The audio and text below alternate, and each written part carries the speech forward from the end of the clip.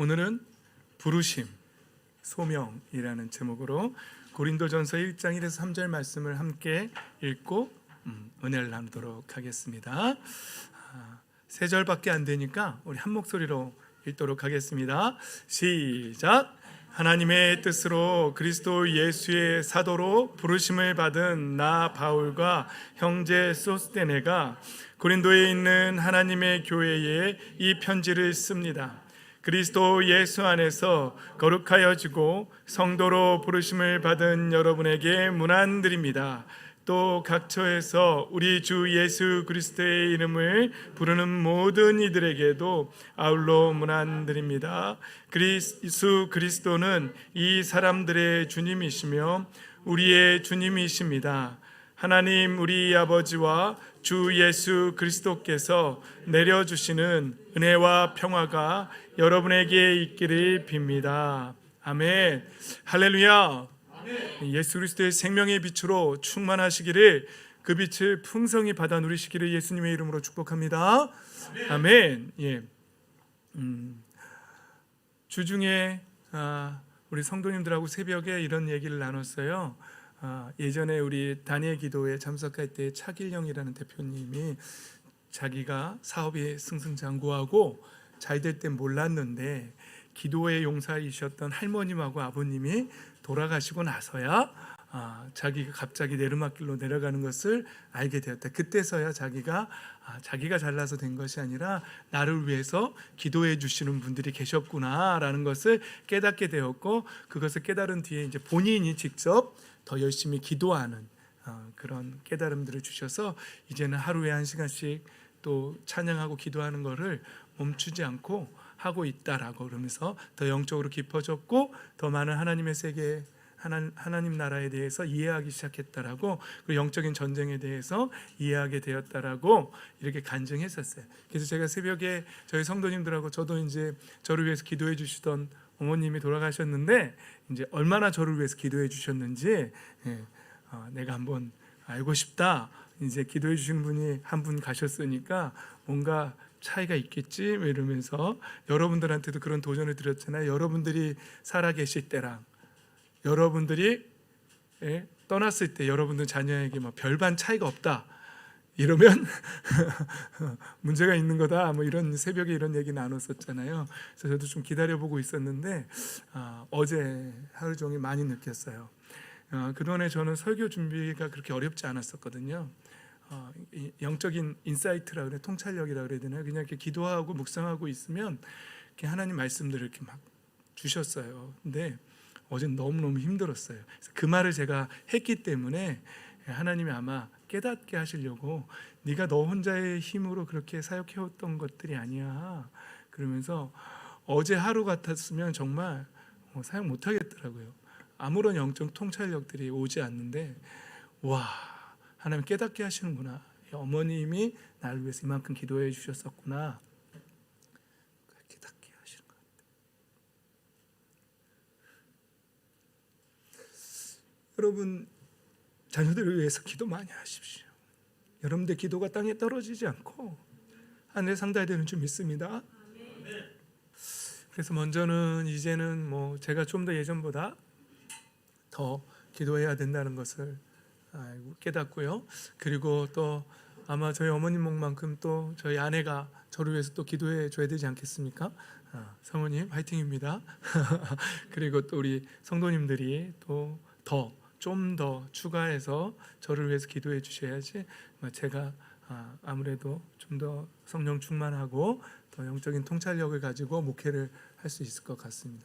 기도해 주시기 바랍니다. 아멘. 감사합니다.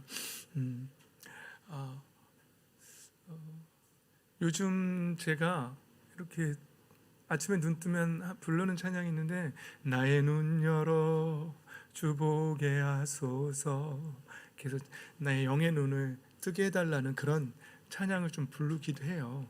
그런데 그렇게 찬양을 부르고 이제 새롭게 하소서니 뭐 이런 간증하는 것도 이제 유튜브로 제가 시간 날 때 듣기도 하는데, 이번 주간은요 이상하게 그 무당들이 회심하고 돌아온 간증들을 많이 듣게 되었어요. 눈앞에 자꾸 띄어서 뛰다 뛰어서. 그래서 저 혼자 생각에 야, 하나님이 뭔가 더 깨어나야 할 부분이 있나 보다, 내가 아직도 좀 모르는 부분이 있나 보다, 이런 생각을 했어요. 어느 목사님 설교도 우연히 들었는데 그 목사님도 그런 설교를 하시는 거예요. 자기가 이제 청빙을 받아서 어느 교회로 가게 됐는데 하나님께서 두 가지를 보여주셨어요. 첫 번째는 그 교회가 어떤 교회인지 그 교회를 사진처럼 보여주셨대요. 근데 진짜 가보니까 그 앞들이 기도할 때 보여주셨던 거하고 똑같았대요. 근데 두 번째는 네가 이미 준비되었어야 하는데 준비되지 못한 부분이 있다. 그래서 준비되지 않은 상태로 가게 될 거다. 이제 이런 응답을 받아서 뭐가 준비가 안 됐다는 거지. 그리고 갔더니 그 교회에 이제 영적으로 약한 영에 눌려서 있던 고등학생, 여학생이 있었다고 하더라고요. 그래서 그러면서 그곳에 도착해서 금식하고 이렇게 기도하면서 결국은 그런 과정 속에서 그 목사님이 이렇게 영적으로 이렇게 좀 더 깨닫게 되었다라는 그런 간증도 듣게 되고, 그리고 또 새롭게 하소서에 나왔던 또 무당이었다가 또 예수님을 믿고 또 하나님의 자녀가 되어서 간증하는 그럼 또 어떤 목사님은 전문적으로 무당들만 전도하러 다니는 목사님이 있으시더라고요. 그 목사님도 처음에는 이렇게 나는 영적인 권위도 없고 목회 참 힘들다 그러고 목회를 내려놓을까 하다가 우연히 길에서 무당을 만났는데 다리가 썩어 들어가고 있었는데 이미 무릎 아래는 절단했는데 또 계속해서 썩어 들어가고 있는데 그분의 할머니도 무당이셨고 그 할머니도 그 병으로 이제 돌아가셨대요. 그래서 자기가 그 사람이 길가에 앉아서 다리를 이렇게 치면서 내가 조상 잘못 만나서 이렇게 죽는구나 그러면서 그러고 있는 그 목사님 만나서 대화하게 되었고, 그래서 앞으로 일주일에 2번씩 나랑 만나서 대화 좀 합시다 이렇게 해서 그 사람이 이제 자기 마음이 간절하니까 목사님하고 같이 이렇게 대화하는 중에 그 목사님은 다른 거는 전하지 않았대요. 예수님이 하나님의 아들이시고 예수님이 그리스도라는 사실만 계속해서 반복해서 전해드렸대요.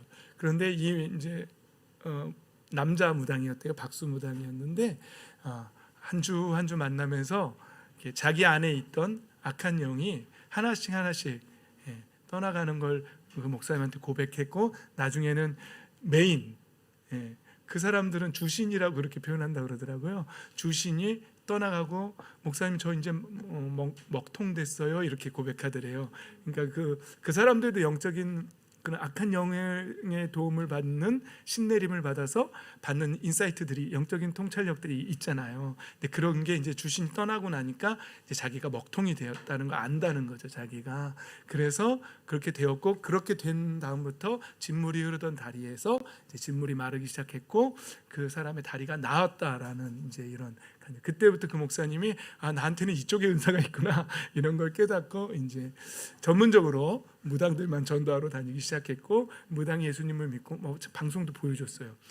무당이었던 여자분한테 머리에다 손 얹고 이렇게 막 안수기도 해주고 예수님을 영접했으니 이제 모든 더러운 것들은 떠나가 있죠 하면서 이렇게 기도하는 모습도 보여주고, 그리고 나서 이제 그분들이 그 산당, 신당 거기에 있는 것들 다 치워달라고 하면은 이제 그분들은 무서워서 못 치운대요.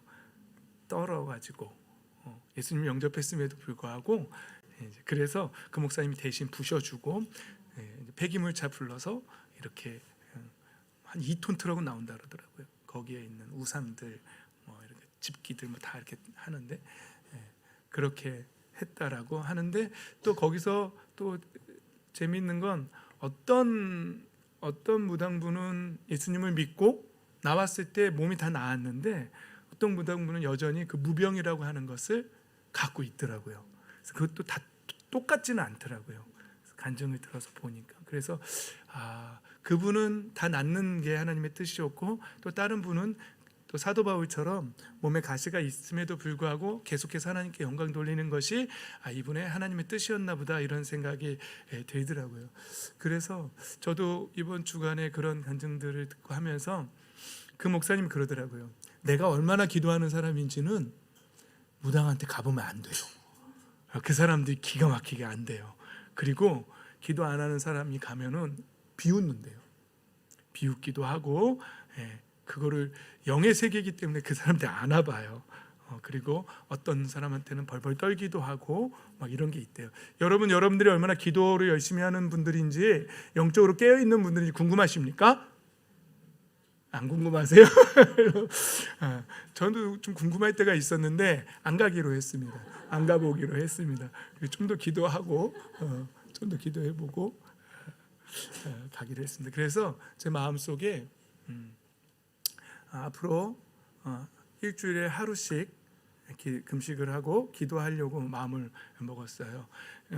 그래서 금식의 목적은 우리 꿈의 교회 성도들이 영적으로 더 풀어지기를. 그래서 여러분들 가정이 더 회복되고 여러분들 육신이 더 치유되고 여러분 자녀들이 영적으로 더 깨어나기를, 그것을 위해서 담임 목사로서 내가 그동안 너무 놀았다, 너무 쉬었다 이런 생각이 드는 거예요. 그래서 앞으로 40번을 그렇게 채우기로 했어요. 그래서 40일 금식을 연속으로 하면 죽을까 봐 못해 겁이 나고 일주일에 하루씩 해서 40주를 하면 그래도 40일 금식이 되지 않을까. 이렇게 사람들이 뭔가를 끊어내거나 결단하고 했을 때 소문을 내라 그러더라고요. 그래야 한다고. 그래서 저도 지금 이렇게 결단하고 기도하려고 마음 먹었습니다. 그래서 기도해 주시고 하고 계세요? 하고 물어봐 주세요. 그래야 제가 뱉은 말이 있어서 하지 않겠습니까? 그렇죠? 예. 에어컨 온도를 좀만 더 낮춰주면 좋을 것 같아요. 여름 전 더운데 여러분 괜찮으세요? 오케이. 강민이 형 주고 강민이 형이 온도를 한 22도, 21도 정도까지만 낮춰주세요. 오케이. 오늘은 부르심이라는 말씀으로 여러분들하고 나누려고 해요. 여러분, 부르심이라는 단어는요, 성경에 헬라어로는 칼레오라는 단어예요. 부르다, 이름짓다, 초대하다 이런 뜻이에요. 그리고 구약에서 구약의 역어로는 구약과 히브리어와 헬라어가 70인역에서 번역될 때는 구약에는 카라라고 해요. 그런데 이 카라라는 단어 몇 주 전에 했어요, 저랑. 야베스가 하나님 앞에 부르짖을 때에 이 카라라는 단어가 쓰였어요. 이 카라라는 단어가 사람이 하나님 앞에 쓸 때는 기도하며 부르짖는, 간구하는데 쓰이는 단어예요. 근데 하나님이 사람에게 쓸 때는 부르시는 거예요. 콜링하는 거예요. 아무개야 하면서 야고바, 그렇죠? 이렇게 부르시잖아요. 이 부르심을 카라라고 하고 헬라어로는 칼레오라고 하는 거예요. 이름을 짓다라는 뜻도 있고 초대하다라는 뜻도 있는 거죠. 근데 오늘 본문에 보면 우리를 무엇으로 이름 짓고 무엇으로 부르셨다고요? 성도로. 우리를 저와 여러분 하나님께서 성도로 부르셨다는 거예요. 할렐루야. 아멘. 우리에게 성도, 거룩한 무리라는 이름을 주셨고 크리스찬이라는 그리스도인이라는 이름을 주셨고 그렇게 부르셨다는 거예요. 오늘 이 설교를 하게 된 배경에는요, 제가 요즘 우리 이스라엘에서 선교를 하다가 돌아오신 분, 그래서 25년까지는 이스라엘에 못 들어가게 추방을 당하셨다 그러더라고요. 그래서 앞으로 25년이 되면 다시 들어가실 거예요. 그때 그분하고 이제 히브리어를 살짝 배우고 있어요. 너무 재밌어요. 그래서 지금 ABC부터 다시 배우고 있거든요. 알렛, 베트, 김메, 달렛, 헤이 이렇게 하면서 계속 히브리어를 배우고 있어요. 너무 재밌어요. 근데 그분하고 어떤 대화를 나눴냐면요, 여러분, 제가 최근에 좀 힘든 일들이 있었잖아요. 그리고 또 우리 성도님들을 보면서 또 힘들기도 하고 그랬는데, 그 목사님들하고 이렇게 대화를 하면서 이제 구약의 선지자들 얘기가 나왔어요. 구약의 선지자들은 어떤 삶을 살았는가.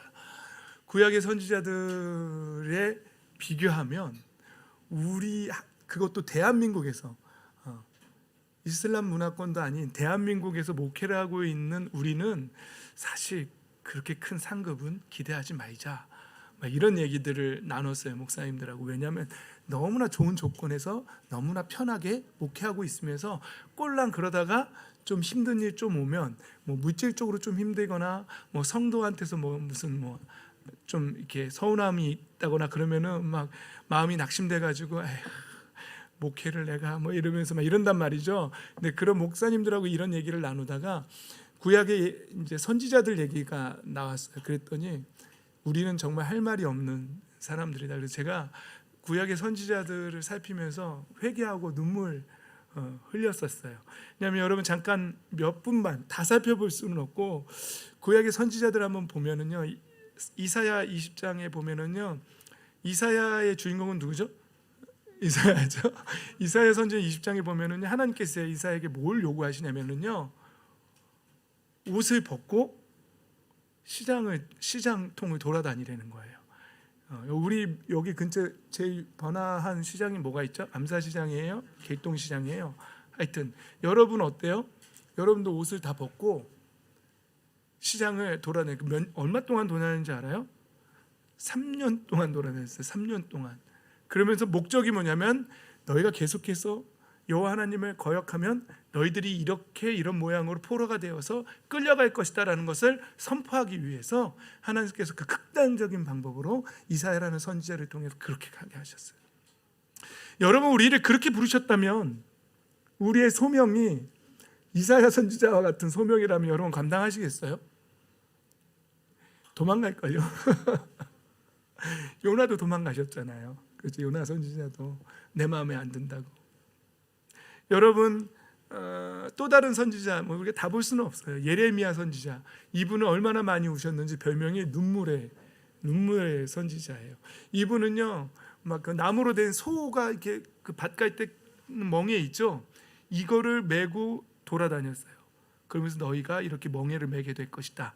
바벨론의 포로가 될 것이다. 이런 거를 선포하는 선지자였더니 거기서 거짓 이제 선지자 시드기야라는 사람이 막 때리고 감옥에 갇히고 멍에 뺏어서 누가 그런 말을 했어? 그러면서 멍에를 부셔버렸더니 하나님이 다시 쇠 멍에를 메고 가라고 막 이렇게 시켰어요. 예레미야는 얼마나 힘들었는지. 여러분, 에스겔이라는 선지자가 있어요. 에스겔은 어떻게 살았는지 알아요? 에스겔은요, 같이 끌려갔어요. 바벨론으로 끌려갔어요. 근데 거기서 갑자기 어느 날 하나님이 벽돌 한 장을 취하라니 벽돌에다 이스라엘이라고 쓰라고 그러더니 왼쪽으로 누워가지고 390일 이쪽으로만 자고 오른쪽으로 누워서 40일 동안 자고, 그게 하루가 한 날인데 그 이스라엘의 죄악과 남유다의 죄악을 네가 밝히라고. 그리고 삭도로 머리털하고 수염을 다 민 다음에 앞에다 이렇게 놓으래요. 근데 3분의 1은 불에 태워버리고 3분의 1은 칼로 막 난도질하고 3분의 1은 바람에 막 흩뜨리고 막 명령을 받았어요. 에스겔이 그렇게 해요. 그러면서 이제 바벨론에 아직 남아있는, 이스라엘에 아직 남아있는 백성들이 이제 또 거역하고 해서 바벨론의 왕에 의해서 나머지까지 그제 남아있는 자들 3분의 1은 불에 타서 죽고 3분의 1은 칼에 죽고 3분의 1은 바람에 흩어져서 도망치는데 또 쫓아가서 죽이고 이렇게 될 것이다 라고 막 그러면 이제 시장 통해서 에스겔은 또 이쪽으로 또 뭘 명령받았냐면 에스겔에서 이제 앞으로 좀 읽게 될 거 아니에요, 우리가 이제 예언서를. 그러면은 이제 반죽을 해가지고요 똥으로 구워서 먹으라고 명령을 받아요. 에스겔이 하나님 아버지 그건 좀 부정합니다. 그래서 그럼 내 소똥으로 바꿔줄게. 그래가지고 소똥으로 바꿔주세요. 그래서 소똥으로 구워서 먹어요. 왜냐하면 너희들이 이제 포로로 끌려가면서 땔감이 없어가지고 너희들이 이렇게 소똥에 빵을 구워서 끌려가다가 먹게 될 것이다라는 것을 이제 예언하기 위해서 그런 명령을 받아요. 그러니까 에스겔은 또 그렇게 해요. 호세아는 아세요, 여러분? 호세아는 뭐냐면 하나님이 창녀를 만나서 결혼하래요. 왜요? 그리고 창녀가 도망간대요. 그 가서 데려오래요. 그게 이스라엘이고 호세아가 하나님 아버지의 마음이라는 것을 극단적으로 너무 못 깨달으니까 퍼포먼스를 막 보여주는 거예요. 호세아의 인생은 뭡니까 도대체? 그리고 자녀를 낳는데 로암미, 더 이상 내 백성이 아니다라고 이름 지으래요. 여러분 자녀 보고 내 백성이 아니다라고 이름 지으라 그러면 좋겠어요? 루하마, 더 이상 국류를 얻지 못한다. 너희들이 그렇게 계속 죄를 지으면 끌려가고 그리고 너희들은 이제 국류를 얻지 못한다. 근데 내가 호세아의 마음처럼 너희들을 그렇게 사랑한다. 이런 마음을 하나님께서 알려주시기 위해서 호세아한테는 그렇게 또 그런 명령을 내리신 거죠. 여러분, 성경의 소명, 부르신다. 보면은요, 이런 선지자의 부르심이 있어요. 그래서 목사님들하고 저희가 뭐라고 얘기했냐면 성도들한테는 그걸 요구하면 안 된다. 왜냐하면 그 부르심은 특별한 사람들한테만 주어지는 거예요. 그리고 나머지 백성들한테는 그냥 하나님의 자녀이고 백성이기 때문에 네가 짓지 않은, 네가 손으로 짓지 않은 그 집을 줄 거고 과실을 따먹게 할 것이고 그런 복, 가나안 땅을 주겠다라는 그런 복의 말씀들을, 그러니까 성도님들한테는, 그러니까 여기서 말하는 성도는 뭐라 그러죠? 쓰면 안 되는 단어로 하는데 평신도, 평범한 신도 뭐 이런 건가요? 별로 안 좋은 단어라고 하는데, 할 때는 이런 선지자들의 강력한 부르심에 대한 설교들을 해서는 안 된다라고 우리 목사님들끼리 그런 얘기를 했어요. 그건 우리들한테 철저하게 적용해야 될 말씀이지 성도들한테 그걸 강요해서는 안 된다는 거죠. 여러분 어때? 그럼에도 불구하고 이 성도들 가운데서 그 말씀을 받는 분들이 계세요. 할렐루야. 아멘. 받고 싶으세요? 뭐 그건 제 뜻이 아니에요. 하나님의 특별한 부르심이니까 그런 거죠. 그런데 이제 목회자들의 갈등이 어디서 오냐면, 내가 원하는 건 평범한, 기도하고 하나님 말씀 잘 들으면 복 받는 거, 나 이렇게 살고 싶은데 이 또 그 선지자적인 부르심의 그 사이에서 느껴지는 괴리감이 있잖아요. 그래서 고민하고 갈등하는 거죠. 아예 나는 이게 아니라 내 삶은 이거야라고, 나는 선지자의 부르심을 받았어라고 하면서 나는 이 길을 걸어갈 거야라고 딱 결단해버리면 갈등이 없죠. 제가 그렇게 결단하는 사람이 되기를 예수님의 이름으로 축복해 주십시오.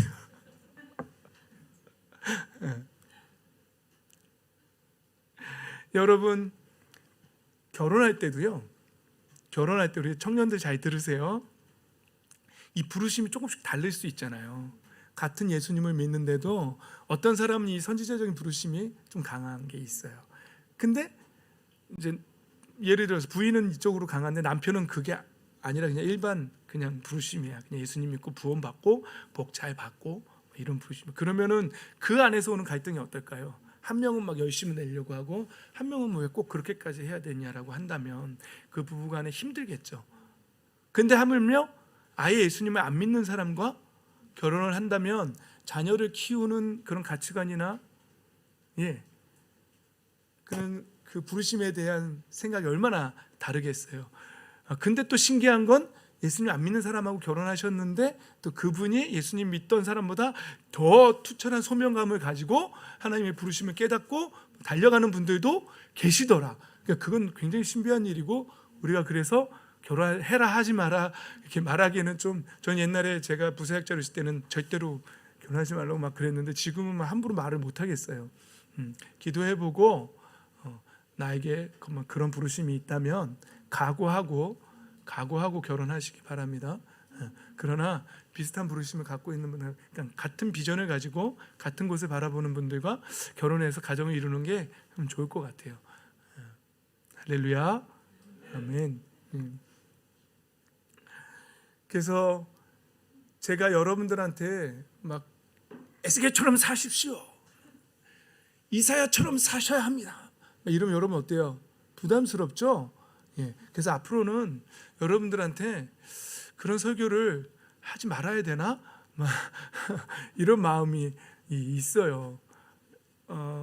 나중에 얘기해 주세요. 괜찮아요 목사님, 해주세요. 그러면 해드릴게요. 아니요 목사님, 저는 그냥 성도의, 평범한 성도의 부르심으로 그렇게 가고 싶습니다. 이 앞에서 참 망설여져요. 어떻게? 그동안 저는 그렇게 설교해 왔거든요. 여러분들도 저처럼, 그러니까 저처럼이라는 말은 제가 잘한다는 게 아니라 목회자처럼 그런 마음가짐으로 사셔야 합니다라고 말해왔던 것 같아요 제가. 그래서 참 죄송해요. 여러분 막 힘든데 막 여러분들한테 막 너무 엄청난 부르심에 대한 도전들을 막 계속 드려가지고 제 마음이 좀 죄송스러웠어요. 어떠세요 여러분? 계속 도전을 드릴까요? 그럼 계속 대화를 나눠봅시다. 그런데 여러분, 오늘 말씀 핵심 그건 아니에요. 이제 말씀의 핵심을 나누고 마칠 거예요. 그런데요, 선지자적인 부르심이건 소명이건 성도의 소명이건 다 똑같은 공통된 부르심이 있다는 사실을 잊어서는 안 돼요. 공통된 부르심이 있어요. 이거는 누구에게나 성경에 나와 있는 공통된 부르심이에요. 그게 뭐냐면 예수 그리스도의 부르심. 우리는 이 세상으로부터 예수 그리스도의 부르심을 받은 사람입니다라고 그렇게 성경은 말하고 있는 거예요. 그리고 그 부르심은요, 바로 오늘 본문 말씀에 성도로의 부르심이고 그것은 거룩한 부르심이다라고 그렇게 말하고 있는 거예요. 여러분, 우리가 이사야 에스겔 이런 선지자적인 부르심은 아니더라도 성도라 할지라도 성도는 성도로서의 부르심이 있다는 거예요.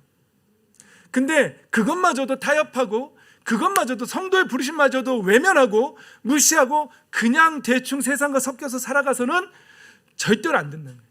여러분, 우리는 이 개념을 갖고 있어야 돼요. 하나님은요, 지금도 부르고 계세요. 하나님 우리를 창조하셨고 우리가 타락해버렸어요. 그리고 하나님을 버렸고 배신했고 세상으로 가버렸어요. 그런데 하나님은 그들 가운데서 계속해서 부르고 계셔요. 아무개야, 아무개야, 아담아 내가 어디 있느냐 부르셨던 것처럼 계속해서 부르고 계세요. 저 여러분 그 부르심에 응답한 사람들인 줄 믿습니다. 여기 우리는요, 성도는요, 하나님께서 세상 속에서 당신의 자녀들을 부르고 계신데 그 부르심에 응답한 사람들이에요. 그래서 예 하나님 제가 여기 있습니다라고 대답하고 이곳에 모인 사람들이라는 사실이죠. 그러나 세상에 여전히 그 부르심에 응답하지 않고 나는 듣기 싫다고 눈 가리고 귀 막아버린 사람들이 있다는 것이죠. 그런 사람들은 하나님의 나라를 유업으로 얻을 수 없습니다. 받을 수 없습니다. 성경이 분명하게 말하고 있습니다. 하나님의 부르심에 응답한 우리는 하나님의 나라를 유업으로 상속으로 받을 하나님의 자녀들인 줄 믿습니다. 네. 아멘. 그렇습니다. 그래서 우리는요, 이 부르심에 합당하게 살아가야 돼요. 그래서 성경은 계속 부르심에 합당하게 살아가라고 말하는 거예요. 성도로 부르심에 응답한 사람들은요, 성도로 거룩한 백성으로 살아가야 돼요. 거룩한 건 뭐예요? 구별됨이라고 말했잖아요. 구별됨. 이 세상과 다른 구별된 삶을 살아야 한다는 것이죠. 여러분, 마태복음 16장에 보면 예수님께서 이렇게 말씀하시잖아요. 마요나 시몬아 내가 복이 있도다. 그것을 너에게 알려준 것은 사람이 아니라 하나님이다. 그럼 너는 이제 베드로다. 그리고 이 반석 위에 내 교회를 세우겠다라는데, 이 교회가 그 단어가 뭐라고요? 에클레시아. 에클레시아가 뭐냐면은요, 세상으로부터 불러냈다, 건져냈다, 이런 뜻이잖아요. 그러니까 이게 뭐냐면은요, 교회로 모여 있는 우리 공동체는요, 이 세상과는 삶의 방식이 달라야 돼요. 사고하는 태도도 달라야 돼요. 인식이 확 바뀌어야 돼요. 세상 사람들처럼 살면 안 돼요. 세상 사람들이 중요하게 여기는 게 성도에게는 중요하게 여겨져서는 안 돼요. 그것이 하나님의 뜻에 위배되는 것이라면, 성도는 하나님의 백성답게 거룩하게 살아야 할 줄 믿습니다. 아멘. 그렇습니다. 그래서 오늘 에베소서에 보면은요, 이런 말씀이 있어요. 어떻게 살라고요? 사랑받는 자녀답게 하나님을 본받는 사람이 되고, 우리 한번 읽어봅시다. 1절부터 시작. 그러므로 여러분은 사랑을 받는 자녀답게 하나님을 본받는 사람이 되십시오. 그리스도께서 여러분을 사랑하셔서 우리를 위하여 하나님 앞에 향기로운 예물과 제물로 자기 몸을 내어주신 것과 같이 여러분도 사랑으로 살아가십시오. 아멘. 여러분, 성도로 부르심을 받은 사람들은요, 자녀답게, 하나님의 자녀답게 살아야 되는데, 모든 성도에게 공통적으로 부르신 소명이 있는데 그것은 사랑의 소명입니다. 이건 의무예요. 이건 그냥 내가 기분 좋으면 사랑하고 기분 나쁘면 안 하고 그런 게 아니에요. 예수님이 유일하게 마지막으로 내려주신, 우리에게 부여하신 계명이 뭐라고요? 서로 사랑하라. 사랑의 부르심은요, 누구에게는 있고 누구에게는 없는 게 아니에요. 에스겔 같은 선지자들만 하는 것이고 일반 성도 안 하는 게 아니에요. 모든 하나님의 자녀들에게는 이 사랑의 부르심이 있습니다. 할렐루야. 아멘. 서로 사랑해야 돼요. 이건 의무예요. 막중한 의무입니다. 하나님의 자녀답게 사는 모습에는요, 서로 사랑해야 돼요. 그래서요, 우리가 이 에클레시아라는 이 교회 공동체에 모여 있을 때는 세상과 다른 사랑이 이 안에 있어야 됩니다. 여기에는 계산이 없어야 합니다. 이기적인 것이 없어야 합니다. 관용이 있어야 되고 용납이 있어야 되고요, 서로 용서함이 있어야 돼요. 온유함이 있어야 되고요, 사랑해야 합니다. 이 사랑의 부르심에 응답하는 저와 여러분 되시기를 예수님의 이름으로 축복합니다. 아멘. 그렇습니다. 그리고 음행이나 온갖 더러운 행위나 탐욕은 그 이름조차도 여러분 입에 담지 마십시오. 그렇게 하는 것이 성도에게 합당합니다. 이렇게만. 그러니까 이 음행, 온갖 더러운 행위, 탐욕은요, 성도의 부르심에는, 그 삶에는 맞지 않는다는 거예요. 우리의 부르심은 비록 에스겔, 이사야 같은 부르심은 아니지만 우리도 성도로서의 부르심이 있는데, 그 성도는 이 세상의 음란과 온갖 더러운 행위, 탐욕과는 거리가 먼, 그것과 구별된 삶을 살아야 한다는 것입니다. 그렇게 살아가게 되시기를 예수님의 이름으로 축복합니다. 아멘. 예, 그것이 성도에게 합당한 삶이라고 합니다. 그리고 4절입니다. 우리 어린이 친구들도 잘 보세요. 4절에 뭐라고요? 더러운 말과 어리석은 말과 상스러운 농담은 여러분에게 어울리지 않습니다. 오히려 여러분은 감사의 참말을 하십시오.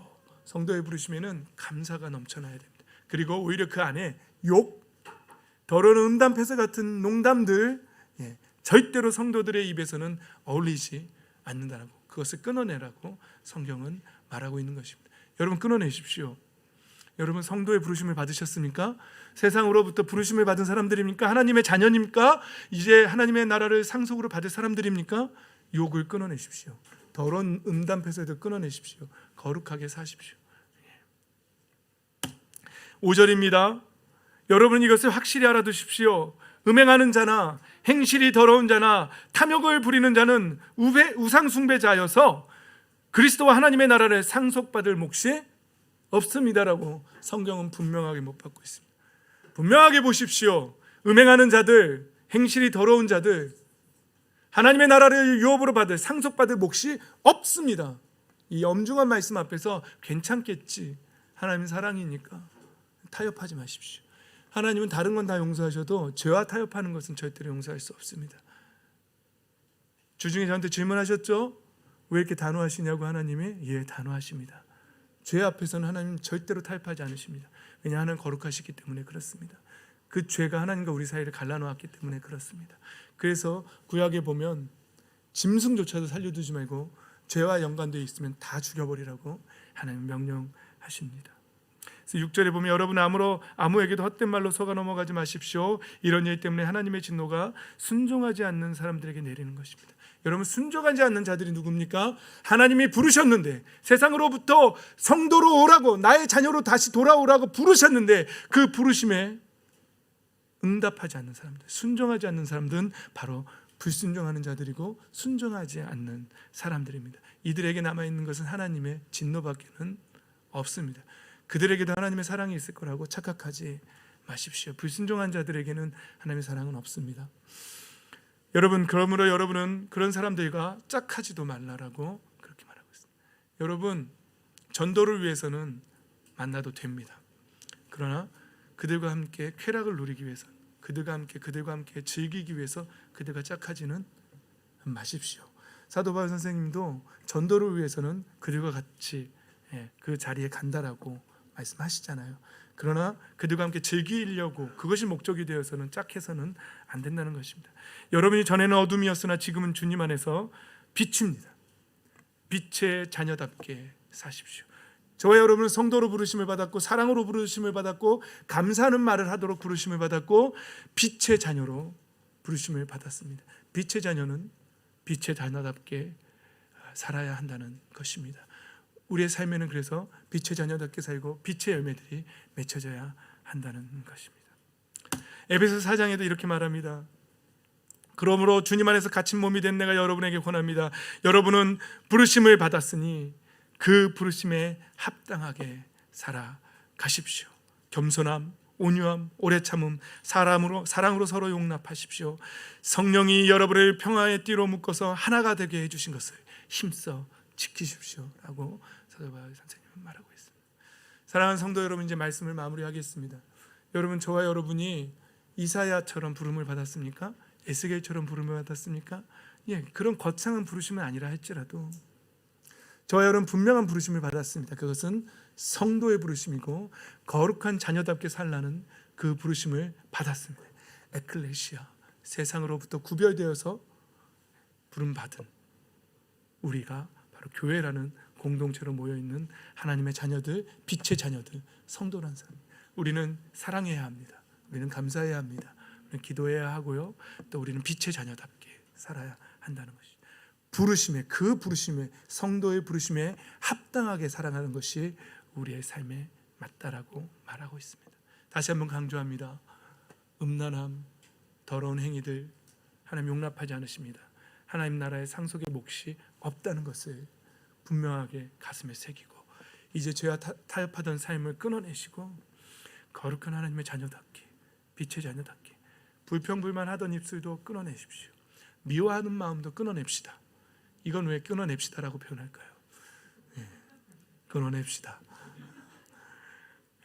그리고 거룩한 자녀답게 하나님의 나라를 상속으로 받을 성도답게 빛의 자녀답게 그렇게 살아가는 부르심에 합당하게 살아가는 저와 여러분의 삶이 되기를 그래서 하나님의 기쁨이 되고 그래서 하나님의 뜻을 이루어드리고 거창한 어디 선교사로 부름받아서 나아가는 게 꼭 부르심 소명받은 자들이 아니라 나의 삶 속에서 내 가정에서 내 자녀에게 말 한마디 내 아내에게 내 부모에게 그런 삶의 삶 속에 삶의 정황 속에서 삶을 거룩한 예배로 드리는 성도의 삶을 살아가게 되시기를 예수 그리스도의 이름으로 축복합니다. 아멘.